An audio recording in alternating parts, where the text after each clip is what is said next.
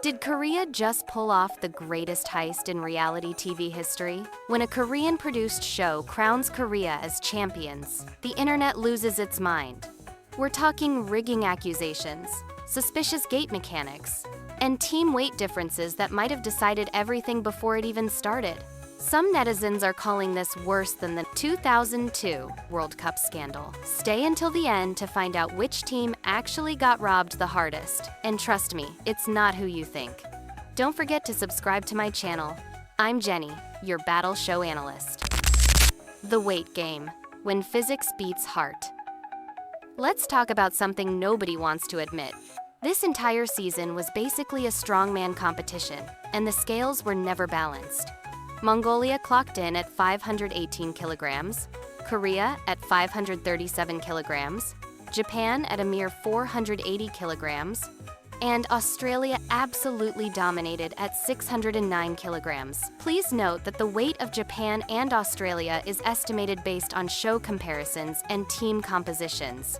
When most of your challenges are literally push heavy thing or lift heavy gate, these numbers aren't just stats, they're destiny. Here's the tea.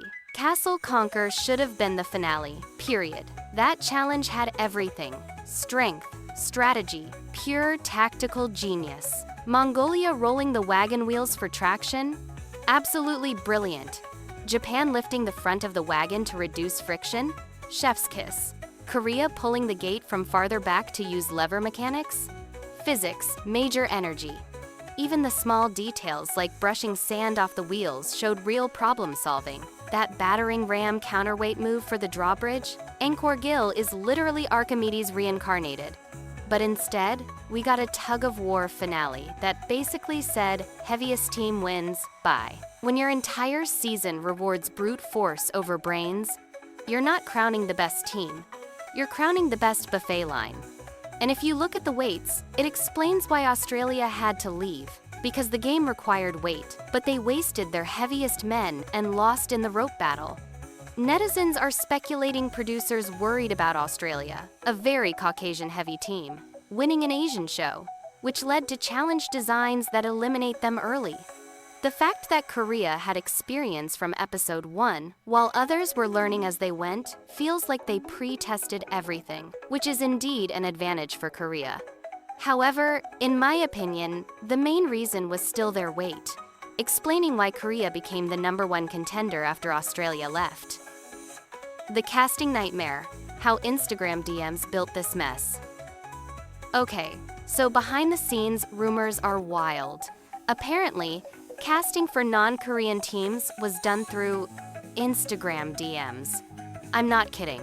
While Korea got to cherry-pick physical 100 all-stars like Amadi, who crowned the season 2 of this show, and also crushed the treadmill in the pre-quest game, other countries were basically sliding into random athletes' DMs, hoping someone would respond.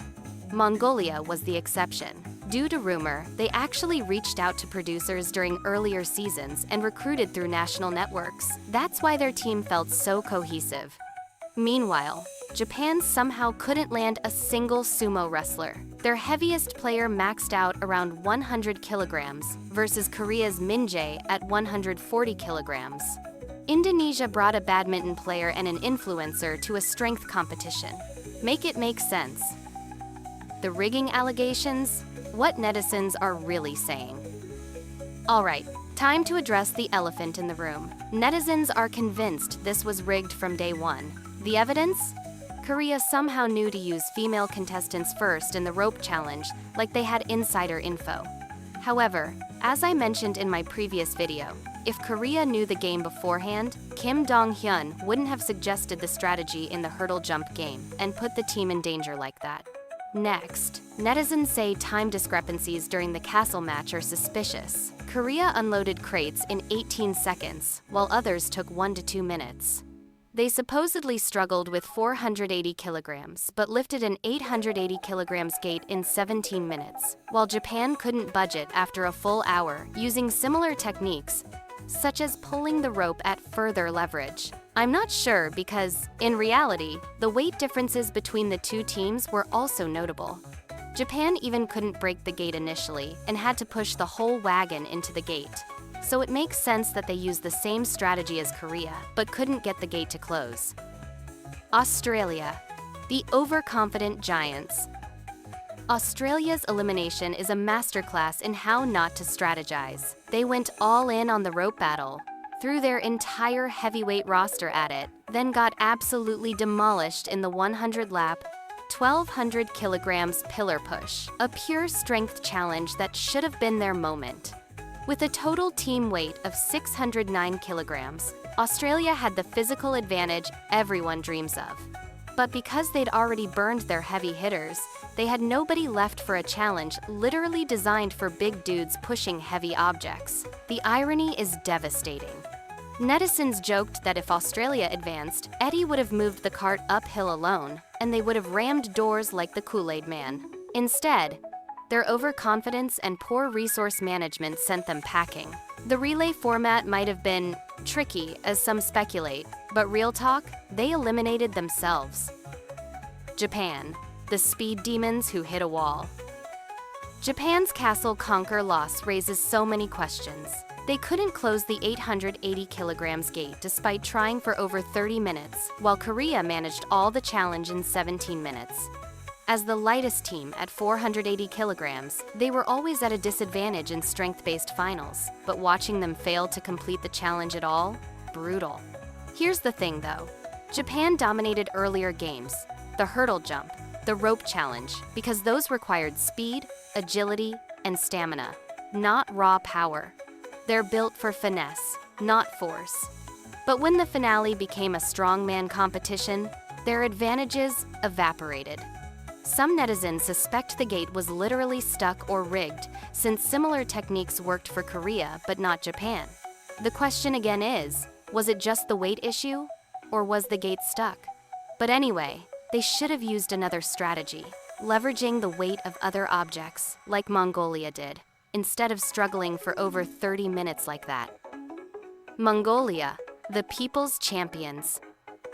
Mongolia is the real winner in many people's hearts. With 518 kilograms and a roster of basketball and volleyball players, not traditional strongmen, they still became the physics team that understood leverage, momentum, and creative problem-solving better than anyone. Every tactic they used was genius. Unloading the cart first for better maneuverability, pushing wheels for traction, ramming the gate at angles, using the battering ram as a counterweight for the drawbridge. And Korgil got multiple MVPs for pure tactical brilliance. Netizens are calling them descendants of Genghis Khan with epigenetic memories of castle sieges. Breaking into castles is in their blood. They didn't have the weight advantage, but they had unity, culture, rural cart-pushing experience, and brains. They're proof this show should have rewarded strategy over strength. Mongolia didn't win the trophy, but they won the audience. Korea, the home advantage special. With Australia eliminated, Korea had the clearest path to victory. At 537 kilograms with a stacked roster of physical 100 veterans, they had both experience and home field advantage, literally, since it's a Korean production. Were they genuinely the best team? Maybe. Did they benefit from challenge design, familiar territory, and possibly insider knowledge? Netizens think so. Korea's win feels predictable and boring, according to many. However, Korea has losing moments in the show too. Not always winning, but they did learn from their mistakes and fix them quickly. For example, in the Castle Conquer, they also struggled and had to unload the sandbags and then the crates, not like they did that from the start.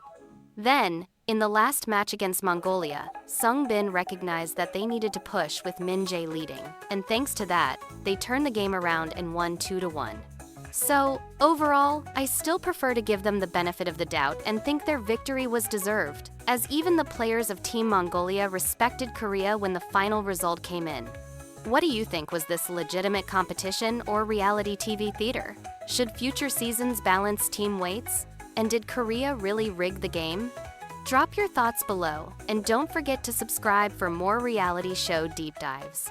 I'm Jenny, and I'll see you in the next video of another battle game show.